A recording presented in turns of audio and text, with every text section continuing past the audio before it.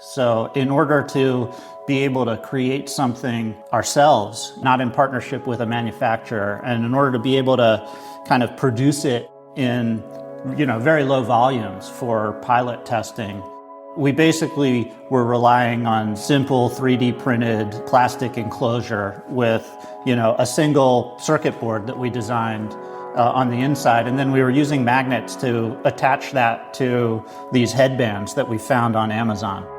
It looked sort of like a bar of soap on your forehead. Definitely not pretty, but it did the job. My name's Aaron Bromberg. I'm the CEO of StimScience.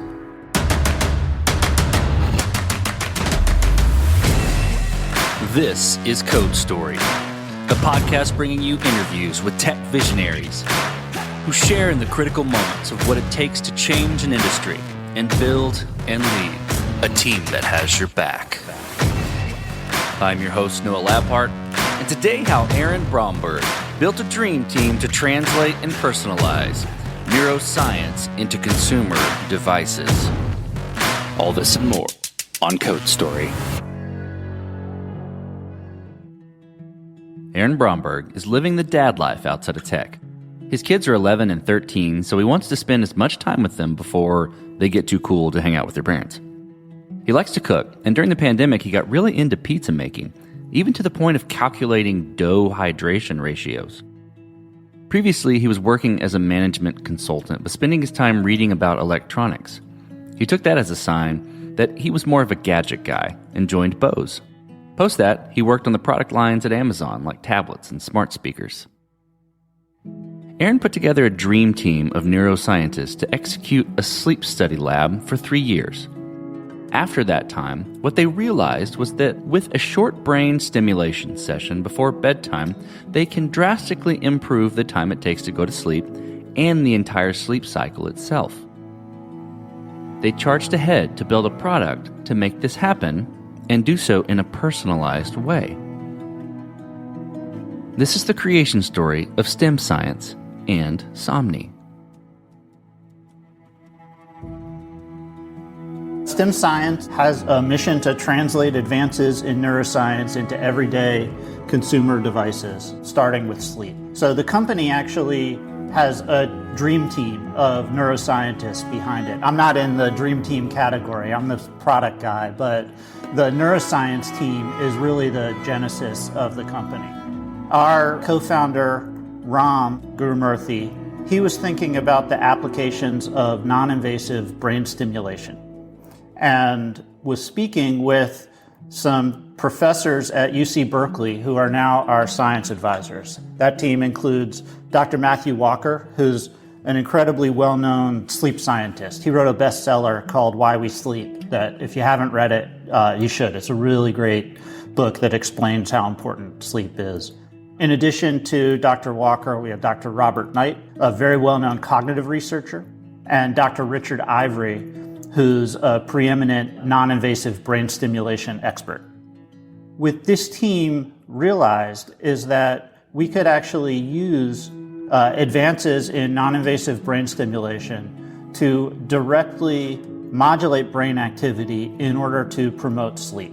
And so that was the genesis of the company, was starting out operating a sleep lab in Berkeley and bringing participants in and running experiments to try to determine the effects of brain stimulation on their sleep. And we spent 3+ years doing sleep studies to try to understand exactly the response that we would see when doing these different types of experiments and different types of brain stimulation.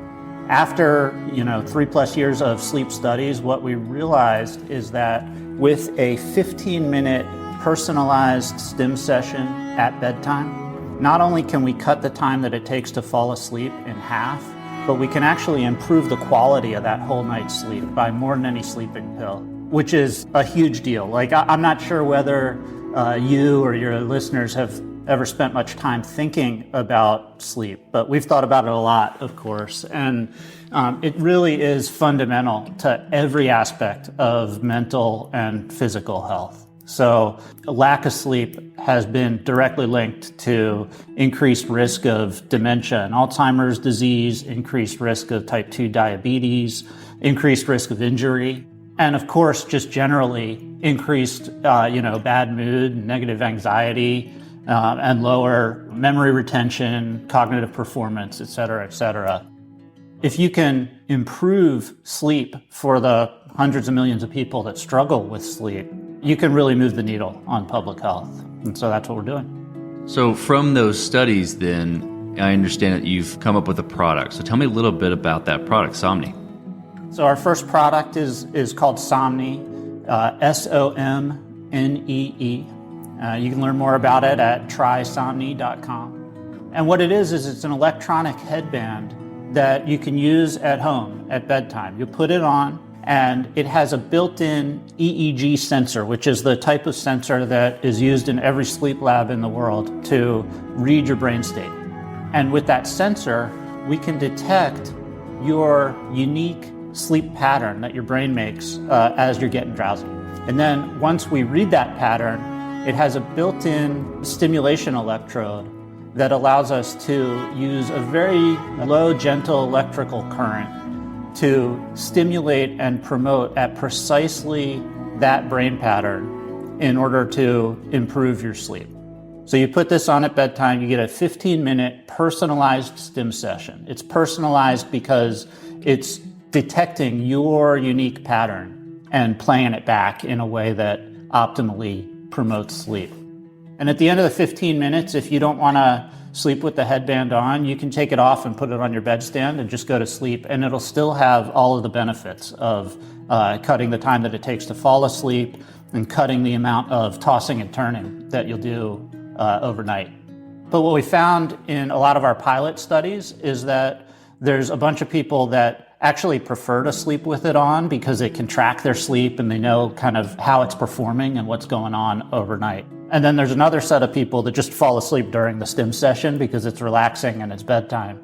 And so we designed the product to be super comfortable so that you could sleep with it on all night if you choose to.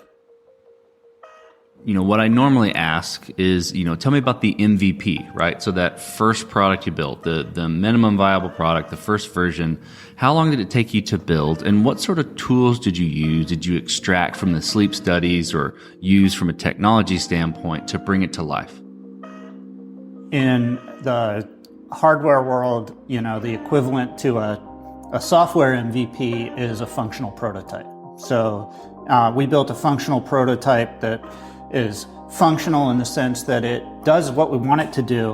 It replicates the experiments that we were running in the sleep lab, but it doesn't look anything like we wanted it to look. So in order to be able to create something ourselves, not in partnership with a manufacturer, and in order to be able to kind of produce it in very low volumes for pilot testing, we basically were relying on simple 3D printed plastic enclosure with, a single circuit board that we designed on the inside. And then we were using magnets to attach that to these headbands that we found on Amazon. It looked sort of like a bar of soap on your forehead. Definitely not pretty, but it did the job in the sense that we were able to create 150 of those and share them with real volunteer customers here in the Bay Area in order to validate that this was something that people could use at home. They could follow the program and experience the benefits. In any MVP, right, you've got to make certain decisions and trade-offs. And in a functional prototype, I assume it's the same thing. So you've got your bar of soap and you've got your Amazon band. Tell me about some of the decisions you had to make and trade-offs you had to make in creating that early functional prototype and how you coped with those decisions. As I kind of was suggesting, the biggest trade-off was to comfort. In creating that initial prototype, in addition to just using kind of off-the-shelf headband and things like that, we had to design it to be just a single-sided circuit board, which is the simplest way to produce and design a circuit board, but it's bigger in terms of footprint, in terms of area, than if you were to design a more complex, well-designed two-sided circuit board. And as a result, when we kind of finished creating it, we quickly realized that it was too uncomfortable to expect most people to sleep with it on overnight. Even though for the pilot that we were running, we really wanted to be able to measure folks' sleep over the whole night in order to validate the science, things like that. And so what we ended up doing was buying everyone that participated a Fitbit sleep tracker to use so that we could use that as a secondary source of data and validation. Needless to say, we've changed almost everything about the physical design, the mechanical design of the product between then and the Somni product that we're announcing now. It's way more comfortable and way smaller. This episode is sponsored by Vanta.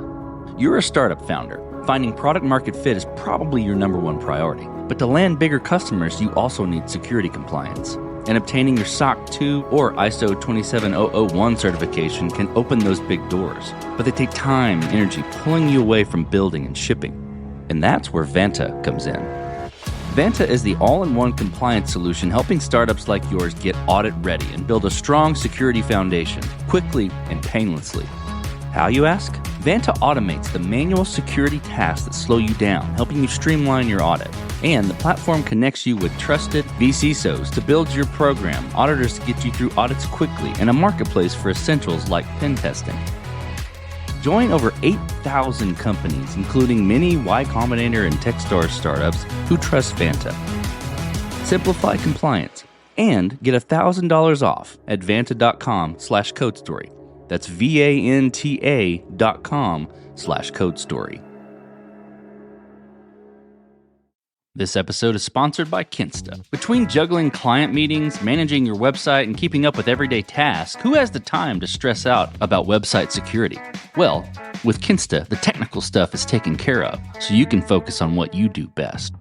Kinsta provides managed hosting for WordPress, offering lightning-fast load times, top-tier security, and unmatched human-only customer support. Whether you're a business owner, web developer, or running a digital agency, Kinsta makes managing your website easy and efficient. Kinsta provides enterprise-grade security, being one of the few hosting providers for WordPress with SOC 2 and other certifications, guaranteeing the highest level of security for your website. Thanks to their unlimited free expert-led migrations, Kinsta ensures a smooth transition for you from other hosting providers. Customers have reported 200% faster load times post-migration to their platform. What I find cool about Kinsta is their fast and reliable customer service and premium features that are included at no extra cost. Ready to experience Kinsta's hosting for yourself? Get your first month free when you sign up at kinsta.com today. That's KINSTA.com.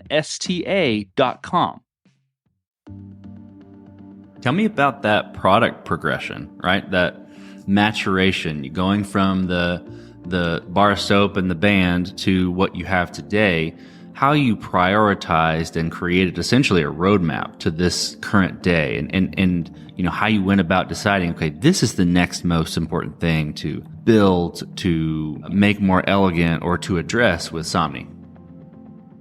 I challenged my team when we were starting out to create Somni to be more like a piece of sleepwear than like a wearable device.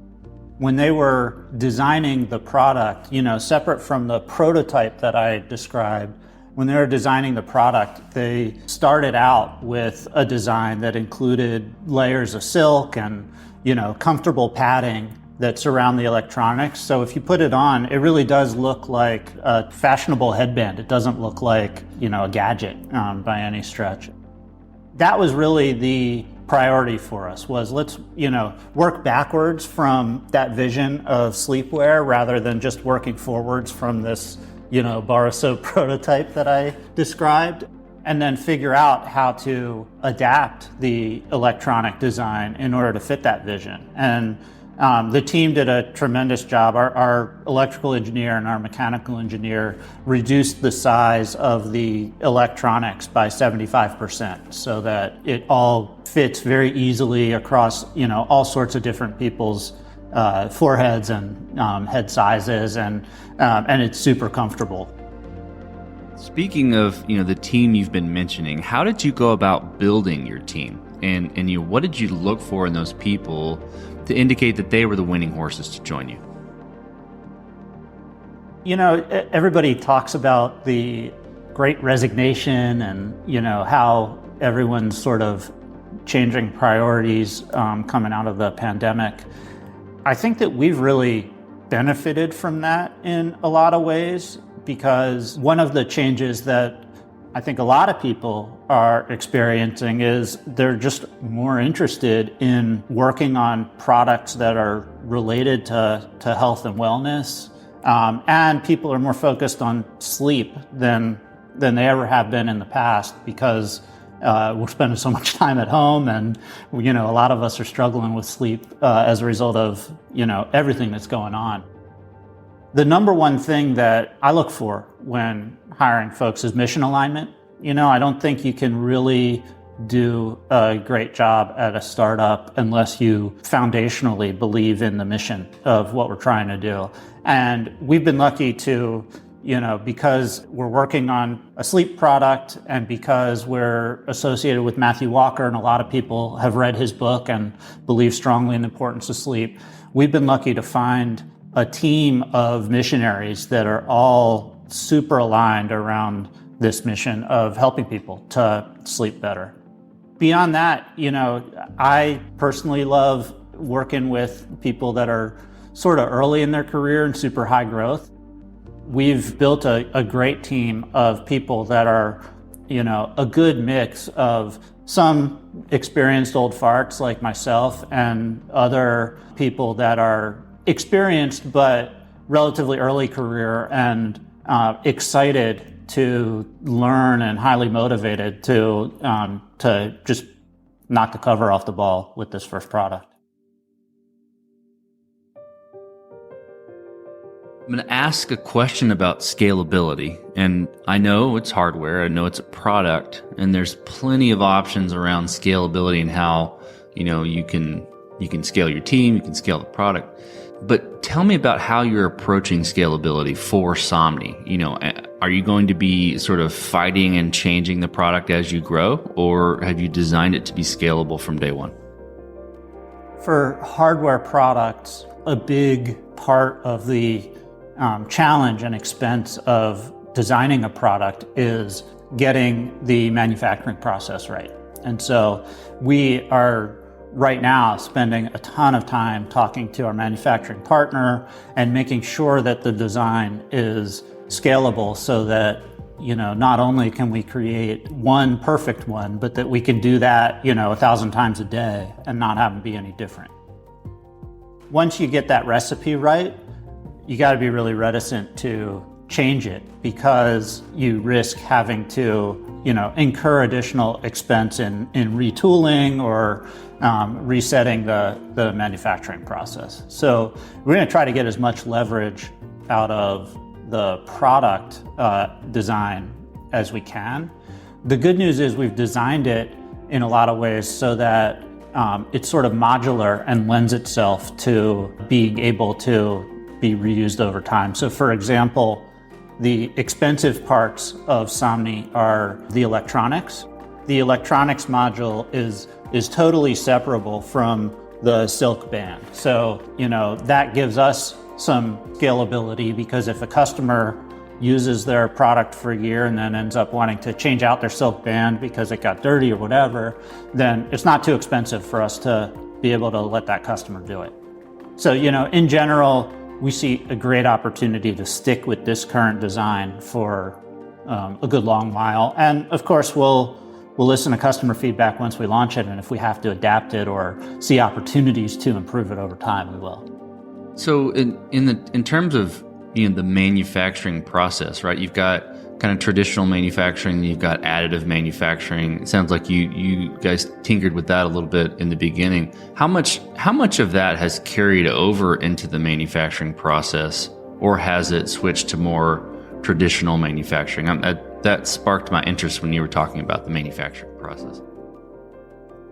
I would say that a 3D printing and a lot of the sort of more new and novel additive manufacturing approaches are just incredibly valuable to startups like us when we're in the design phase. We've benefited from them tremendously. The main way that we have applied those techniques is to be able to get the design simplified and rock solid enough that it's ready for more traditional mass production. It's still not at the point where a startup like us can actually benefit cost-wise or design-wise from trying to scale up something like mass-produced 3D prints or mass-produced additive parts. It's also the case that for us, the electronics are in some ways not the most complicated part of what we're doing. Like the firmware and the software and the algorithms that we have to personalize the stim sessions is really the most valuable piece of what we're doing. So we want to get the hardware as simple and straightforward as we can and focus all of our efforts on making sure that the software and firmware is unbelievably valuable. Well, there's a ton to be proud of in what you're building, but as you step out on the balcony, look across all of it, what are you most proud of? I mean, definitely the customer impact. So we've run this at-home pilot study for a few months. It's over 1,500 nights of sleep data. We have one pilot participant, he's a veteran that struggles with sleep due to PTSD.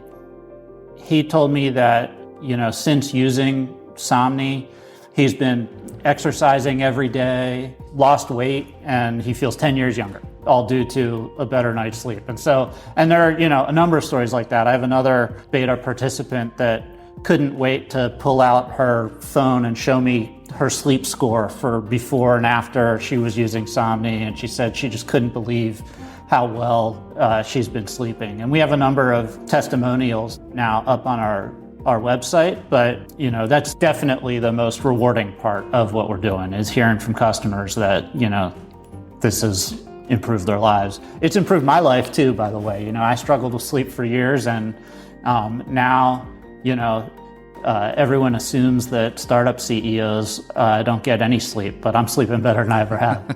I would imagine so. You're drinking the Kool-Aid. Well, let's flip the script a little bit then. So tell me about a mistake you made and how you and your team responded to it. I think early on we underestimated the importance of human factors, specifically physical factors. Like, I think we just underestimated the degree to which it was going to be a challenge to have something that was wearable that adapted to all sorts of different head sizes. The product has a bunch of sensors and electrodes that require, good contact with the skin in order to work. And people's foreheads are, highly variable. And I don't think we spent enough time thinking about just how challenging it would be to design something that could adapt to all those different things. And so, in our latest design, in the design of Somni, we really went back to the drawing board, and like I said, we reduced the size of the electronics so that it can fit people with, very low hairlines, smaller foreheads, and then we built all of the electrodes and sensors onto flexible circuits so that it could really easily conform to people with either bigger or smaller heads. I think that was just a big learning curve for us in the design of the product. So what does the future look like for Somni, for StimScience, and for your team? In the short term, we're incredibly excited about the launch of Somni. It's just going on pre-order in the coming weeks here, and I expect that it's going to help millions of people to improve their sleep, and in so doing, it's going to improve millions of lives. So we're going to be laser focused on Somni for the short and medium term. But I also think that we're at the very beginning of a trend towards personalized electronic medicine. And so I think of Somni as almost like electronic Ambien. It's like a sleeping pill, except it's way, way safer and it's way, way more effective because it's personalized to your individual brain state. And so if Somni's electronic Ambien, I'd love to, in the future, have StimScience launch electronic Adderall, electronic Prozac, electronic treatments for other neurological conditions like Parkinson's or Alzheimer's disease. So I think of StimScience as being really one of the driving forces in this trend towards, personalized electronic medicine for neuroscience. Let's switch to you, Aaron. So who influences the way that you work? Name a person you look up to. Why? I've been lucky to work at some amazing founder-led companies, Bose and Amazon, when Dr. Bose and Jeff Bezos were in charge. And Dr. Bose, when he was the chairman of Bose, had a saying painted on the wall of his office, which was, in order to be better, you have to be different. That statement, deeply influenced my approach to business and product development. And so I always think about, with whatever I'm working on, is it differentiated in the right ways, meaning the ways that, deeply matter to customers. So for Somni, for example, there are a ton of great sleep trackers, a lot of different form factors. And if you want to track your sleep, I think most customers would say they're pretty well served by the available options. And so it was really important when we started out developing Somni that we didn't spend a ton of time thinking about how to be the best sleep tracker in the world. It'll track your sleep, but it's fundamentally different and better than sleep trackers because it's a sleep fixer, not a sleep tracker. Another big influence at Amazon was my former manager, Greg Zare, who's not as well known as Jeff Bezos or Dr. Bose, but he's a legend in Silicon Valley hardware product development. And he drilled into me that you should always work on the hard part first. Always tackle the scientific development, the research, and the invention risks before focusing on the quote unquote fun parts around branding or business model or pricing or product positioning or even aesthetic design or industrial design. I've taken that approach to heart and really pushed back on the team when we were maybe interested in talking about the business or what's the website going to look like, and tried to keep everybody focused at first on really shoring up the science and making sure that our technique is backed by science and that we're confident it's going to work. Well, we talked about a mistake earlier, but a little bit different spin. If you could go back to the beginning, what would you do differently? Or where would you consider taking a different approach? And you can take that in Somni, or you can take that anywhere you want to take it. I guess if I had to change something, I think I would probably have been more public about what we're building along the way. It's not like we were keeping it super, super secret. We weren't operating under a cone of silence by any means, but we kind of just wanted to get the design right and get to the point where we felt like we had something to share before going out and publicizing it. And I think in hindsight, the community that is interested in Somni and StimScience, they're so excited for it. I think they really would have enjoyed getting more of a behind-the-scenes look as we were going at aspects of the process. And so, I wish that we would have spent more time engaging that community along the way and talking about, the challenges we were overcoming and the iterations of the design, things like that. Okay, Aaron, last question. So you're getting on a plane and you're sitting next to a young entrepreneur who's built the next big thing. They're jazzed about it. They can't wait to show it off to the world. Can't wait to show it off to you right there on the plane. Maybe it's a piece of hardware. Maybe it's software. I don't know. What advice do you give that person, having gone down this road a bit? Enjoy the ride. There's nothing more rewarding and impactful than creating something from nothing. And it's a privilege to be an entrepreneur and be able to do what we do. But it takes a long time, longer than you think. and there are tons of ups and downs. So the only way to make it really is to celebrate the little wins and milestones along the way, and to, treat all the mistakes and setbacks that inevitably occur like a necessary part of the journey, not like, disasters, even though sometimes they feel that way. I try to encourage everyone on my team, and I try to remind myself all the time to just enjoy the ride. That's fantastic. And make sure to sleep well. I like that one. I like that throw in at the end. Well, Aaron, thank you for being on the show today. Thank you for telling me the creation story of StimScience and of Somni. Thank you, Noah. It was really a joy to be here. And this concludes another chapter of Code Story. Code Story is hosted and produced by Noah Labhart. Be sure to subscribe on Apple Podcasts, Spotify, or the podcasting app of your choice.